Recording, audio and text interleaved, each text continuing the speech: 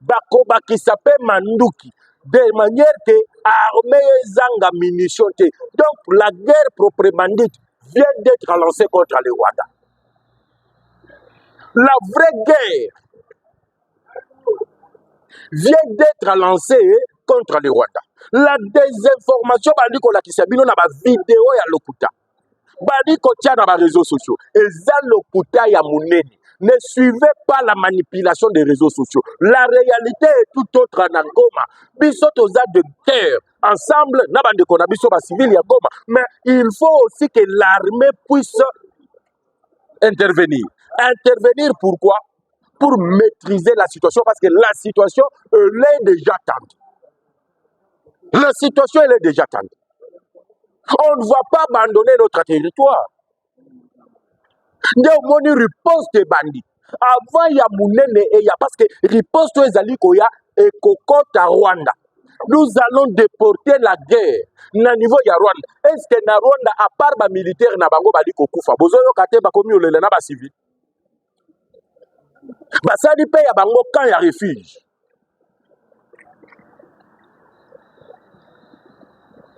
Bakomi okendolala na ba école. Bakufina nous parce que la réplique de la République démocratique du Congo, nous allons venger nos millions de morts. Et la vengeance, il y a nos millions de morts et kozala ya kotindi kaba M23.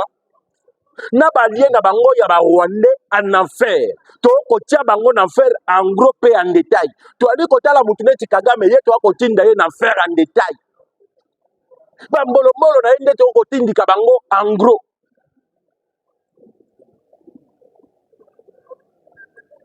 Ne soyez pas manipulés par les petites vidéos des réseaux sociaux. Il y a les autres qui prennent des vidéos. Oh, il y a 2012.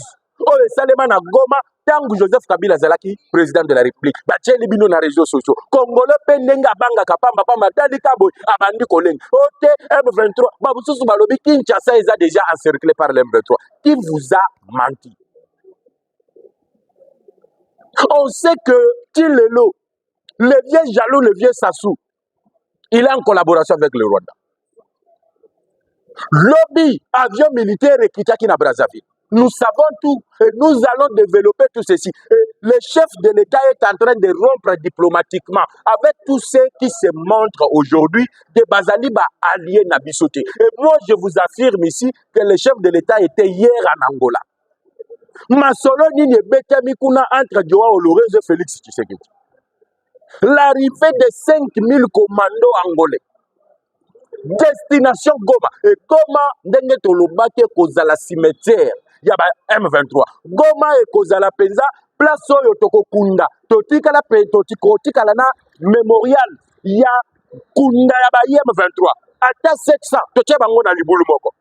Totongi pe yango e koma référence abana na biso soki bakoli ba ye batali balobi awa nde place to boma ba Rwanda.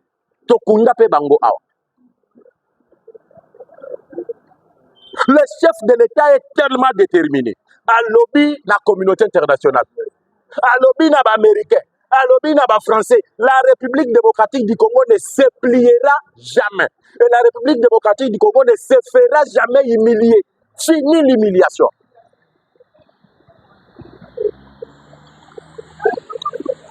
Et dans ce canango fatia lobby, ça je vous en fais le serment. Donc à la pinda inaba congolais à lobby, République démocratique du Congo jamais kozala humilié. Et ce que le Rwanda a fait mérite une riposte vigoureuse. À lobby na gouvernement, na lingite ke o ba député bazo réclamer mbongo boy. Kata bango mbongo. Soit salaire na bango divisé par deux. Réduction des trains de vie. Abandina nous na présidence ya yemoko. Mongo ezalaki alloué na présidence divisé par deux. Parti musu souhaité na armée. Batali kamere o mutu alinga mbongo divisé bongo na ye par deux. Musu kende na armée. Soumino alobi boye bokozi abandi déjà kozwa mbongo tu akoyebisa mfamba. Tinda bongo tu na armée. nde ozali komona sikoyo M23 na ba supplétif na ye bakei mbangu na oyo tobengi EAC bake koloba non toza prêt à négocier avec le gouvernement congolais, mais c'est le gouvernement congolais qui a opté l'option de la guerre. Mais oui, nous allons opter l'option de la guerre parce que nous allons défendre l'intégrité de notre territoire.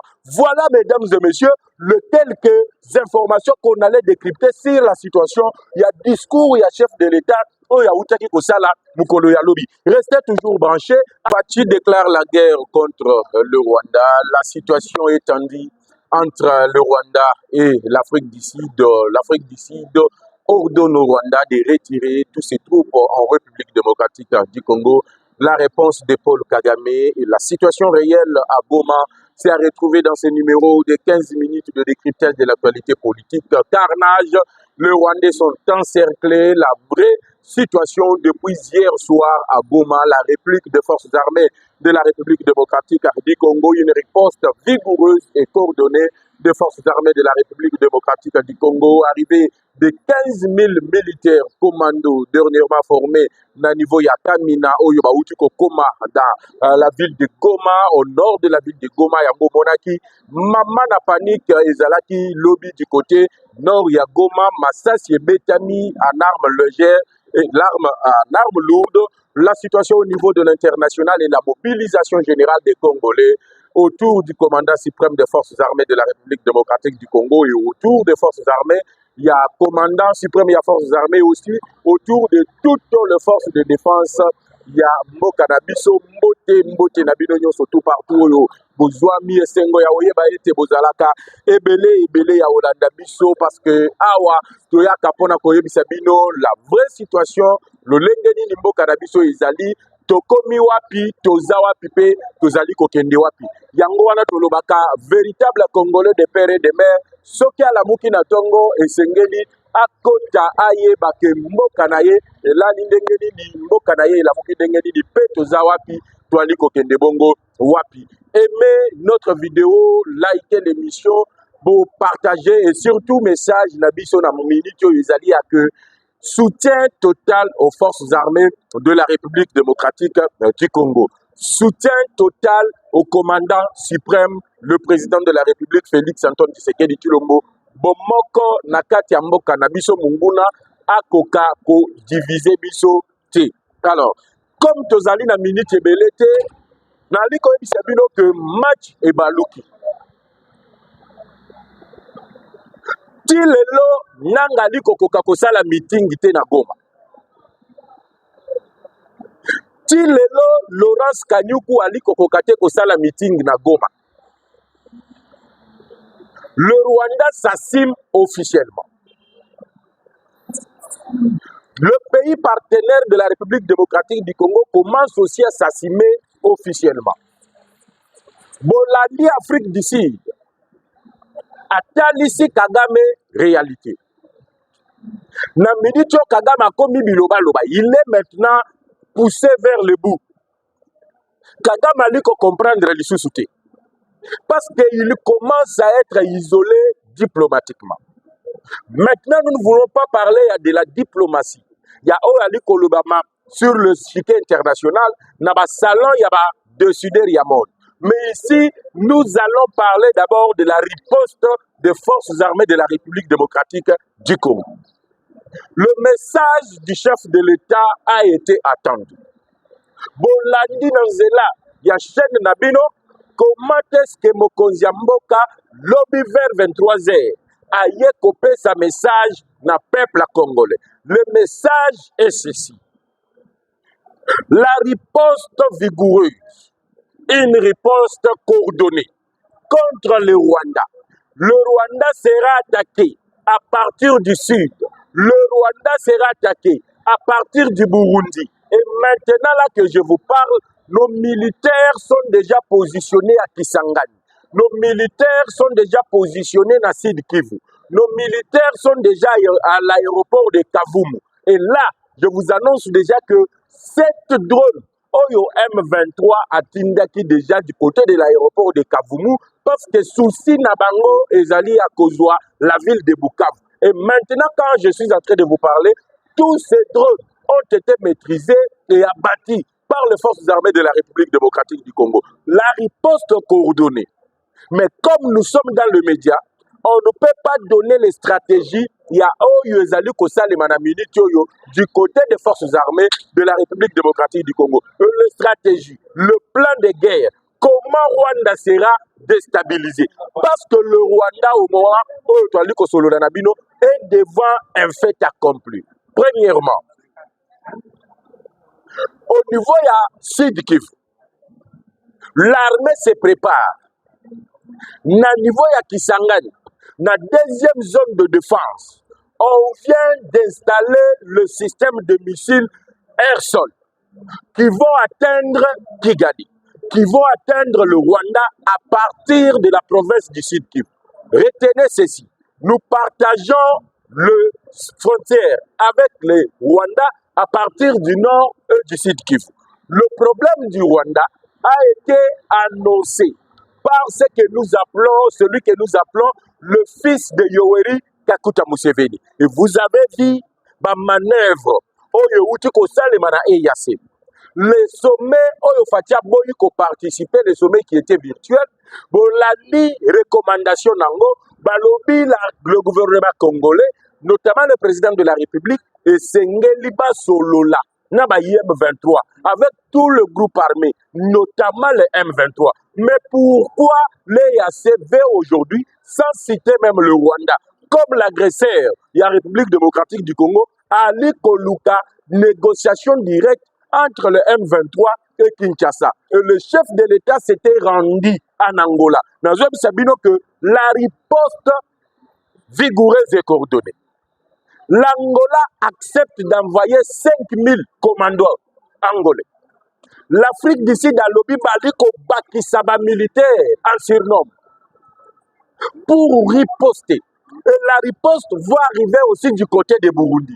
Parce que le président Ndayishimiye a lobby soki Rwandazi qu'on retire ba militaire naïti. Le Burundi va faire sortir le mouvement de libération du Rwanda. Tous les Tutsis, Oyo bakendaki kobatama na niveau ya Burundi. Tous les Hutus, Oyo bakendaki kobatama na niveau ya Burundi. Bango nyonso bakoya pour être encercler Kigali. Et maintenant, bomoni comment est-ce que entre Cyril Ramaphosa, Paul Kagame et comme Yaoyinda. Et comme Yopesi moi boy.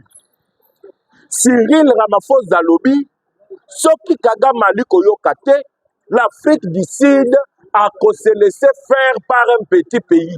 Il doit retirer ses troupes, sinon nous allons déclarer la guerre.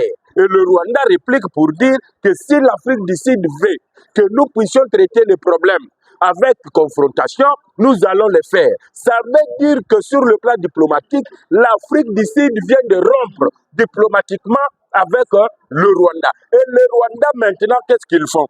Comme le système, il y a que Bali Kokota dans la ville de Goma, bazali kosala carnage ya ba civil nde mokonzi ya mboka ye koyebisa bandeko na biso bazali na est ke tokotika ka bango te.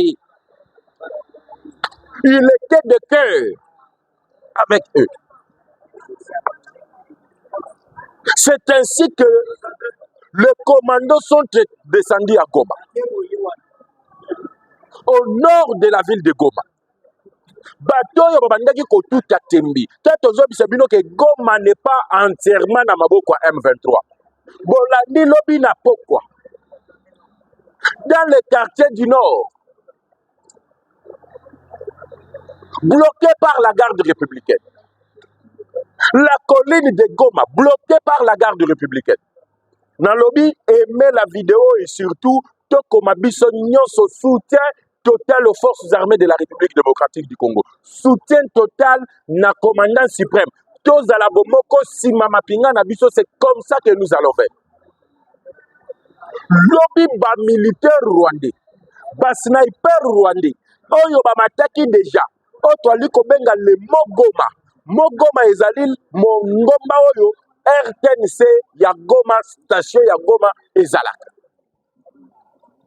Nikolo ya ngomba bayeko se retrouver encerclé par Otozali kobenga les Zibou. une unité spéciale des forces armées de la République démocratique du Congo. C'était prévu hier. Nanga sala meeting na Goma. Meeting populaire. Na oyo tozali kobenga stade de l'unité de Goma. Et lobby oyo tozali kobenga Willy Ngoma atambolaki pour faire ratissage. Il a pris la poutre d'escampette lorsqu'il s'est approché. Ya Mogoma, bisiko yo station ya RTNC ezali. Tilelo batikala kosala déclaration na oyo tozali kobenga RTNCT.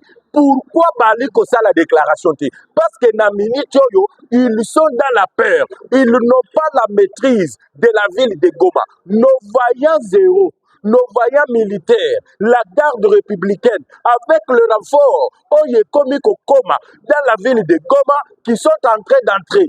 Du côté Yabutembo Beni, l'armée s'est renforcée. On a nommé un nouveau gouverneur militaire qui, avec son cortège, lui aussi se dirige dans la ville de Goma. Et maintenant, les Rwandais qui sont dans la ville de Goma, les commandos rwandais, les snipers rwandais sont encerclés. Yango Omoni, Nangali Kobanga Kochama Tambe Naye dans la ville de Goma, il a peur d'être assassiné, il a peur d'être tué, comme ils ont tué Peter Sirimwani. Voilà la réalité maintenant dans la ville de Goma, parce que la situation est où tu peux changer. Pour ceux qui ont encore de tout, Bomoni M23 tango bazwi minova basali meeting populaire. Tango bakomi na Kanyabaonga basali meeting populaire. Partout bakomaka basalaka meeting populaire. Est-ce que bosi bomoni meeting populaire ya M23 na Goma? Est-ce que bomoni Nanga akomi na Goma? Est-ce que bomoni Sulutani Makengo akomi na Goma? Est-ce que bomoni Bertrand Bisimou akomi na Goma? Ça veut dire que Goma est devenu cimetière pour la rébellion du M23. Ils étaient venus en nombre de 10 000 pour faire ce carnage. Il y a des jeunes militaires na biso. Mabe na bango bake siko bake ko s'attaquer. Même liboso ya oyo tozali kobenga les forces onisiennes de maintien de paix. De moni ba condamnation di ko uta partout. L'Uruguay a parlé parce que ba Uruguay bangonde ba edaki la communauté oyo tozali kobenga ba Tutsi. Ils étaient en communication avec la MONUSCO. Yango na lobby banda lelo je vais encore mobiliser. Ambassade ya États-Unis ba usala musalate na Congo. Ambassade ya France ba usala musalate na Congo. Ambassade ya Grande-Bretagne ba usala musalate na Congo. L'Allemagne au moins s'est prononcé. Allemagne a lobby akati ba réunion tout. Ba aide toi bandeki kobeta Rwanda akopesa Rwanda. Si Mukoloyo, Rwanda a se retiré en République démocratique du Congo. Mais les autres ambassades en République démocratique du Congo, ils ne vont pas travailler. Nous n'avons pas besoin des hypocrites qui le rejoignent le M23, qui le rejoignent officiellement le Rwanda. Parce que tu y comprendre que bateau yo basali que à MONUSCO et ça la deux armements. Pas des armées Nabiso, c'est la MONUSCO. Ils étaient en collaboration avec la rébellion du M23. Et plus grave, on a compris que dans la parcelle bien Ndakouya, Olive Lembe, au niveau de Goma, c'est là où était amassée l'artillerie lourde que le M23 a attaqué la ville de Goma à partir de l'intérieur. C'est maintenant. L'histoire doit retenir que le clan Kabila est à la base de tout. Même l'adresse des M23, des Rwandais, ils ont été aidés par le clan Kabila. Notamment, Olive Lembe, Oyotoali Koloba, interdit de quitter le pays.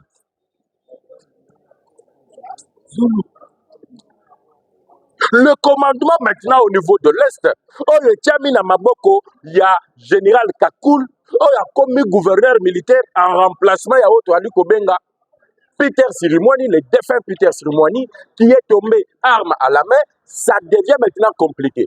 Du côté nord, bas sniper, bas Yibou bazali ko contrôler, et du côté Butembo Beni, le gouverneur militaire récemment nommé est en train d'avancer. Du côté frontière, il y a Sud, l'armée congolaise est en train de riposter parce que ba missile est comme installé. L'Afrique du Sud à lobby, ils vont envoyer des militaires en surnombre. Bakoba qui s'appelle Manduki. De manière que l'armée zanga munitions. Donc la guerre proprement dite vient d'être lancée contre le Rwanda. La vraie guerre vient d'être lancée contre le Rwanda. La désinformation, qui s'est na ba vidéo ya lokuta. Ko tia na ba réseaux sociaux. Eza lokuta ya munene. Ne suivez pas la manipulation des réseaux sociaux. La réalité est tout autre en Goma. Biso toza de guerre. Ensemble, na ba de konabiso ba civil ya Goma. Mais il faut aussi que l'armée puisse intervenir. Intervenir pourquoi? Pour maîtriser la situation, parce que la situation, elle est déjà tendue. La situation, elle est déjà tendue. On ne va pas abandonner notre territoire. Il y a une riposte de bandits. Avant, il y a Mounene et il y a parce que riposte ezali koya et kokota Rwanda. Nous allons déporter la guerre na niveau ya Rwanda. Est-ce que na Rwanda, à part ba militaire na bango bali kokufa, bozoyo kate ba komi olele na ba civil. Basali pe ya bango quand ya refuge.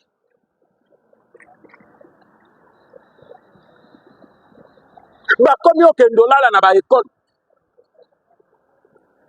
Ba kufina nous parce que la réplique de la République démocratique du Congo, nous allons venger nos millions de morts. Et la vengeance y a nos millions de morts et kozala ya kotindi kaba M23.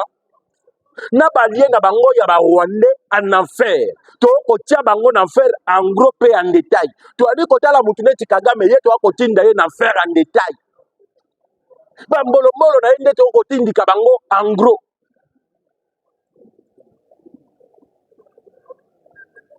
Ne soyez pas manipulés par les petites vidéos des réseaux sociaux. Il y a les autres qui prennent des vidéos. Oh, il y a 2012. Oh, le Salema na Goma. Tangu Joseph Kabila Zalaki, président de la République. Bacheli bino na réseaux sociaux. Congolais pendenga banga kapamba pamba tali kabo abandi koleng. Ote M23. Babususu balobi Kinshasa est déjà encerclé par l'M23. Qui vous a menti? On sait que Tilelo, le vieux jaloux, le vieux Sassou, il est en collaboration avec le Rwanda. Lobby, avion militaire et Kitaki na Brazzaville. Nous savons tout et nous allons développer tout ceci. Et le chef de l'État est en train de rompre diplomatiquement avec tous ceux qui se montrent aujourd'hui des Bazaliba alliés Nabisoté. Et moi, je vous affirme ici que le chef de l'État était hier en Angola. Masolo Nini Betemi Kuna entre Joao Lorenzo et Félix Tshisekedi. L'arrivée de 5000 commandos angolais. Destination Goma. Et Goma, ndenge tolobake kozala cimetière. Yaba M23. Goma et kozala penza. Place oyo toko kunda. Totika la pe, totika la na mémorial. Ya kunda yaba M23. Ata 700. Toche bango na libulu moko. Totongi pe yango. Et comme référence à bana na biso soki bakoli. Baye batali balobi. Awa ne place to boma barwande. Tokunda pe bango awa. Le chef de l'État est tellement déterminé. À lobby la communauté internationale. À lobby na américain. À lobby na français. La République démocratique du Congo ne se pliera jamais. Et la République démocratique du Congo ne se fera jamais humilier. Fini l'humiliation.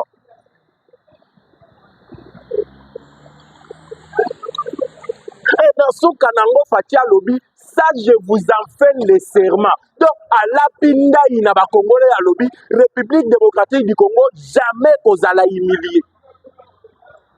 Et ce que le Rwanda a fait mérite une riposte vigoureuse. À lobby na gouvernement, na lingite ke o ba député bazo réclamer bongo boy. Tata bango bongo.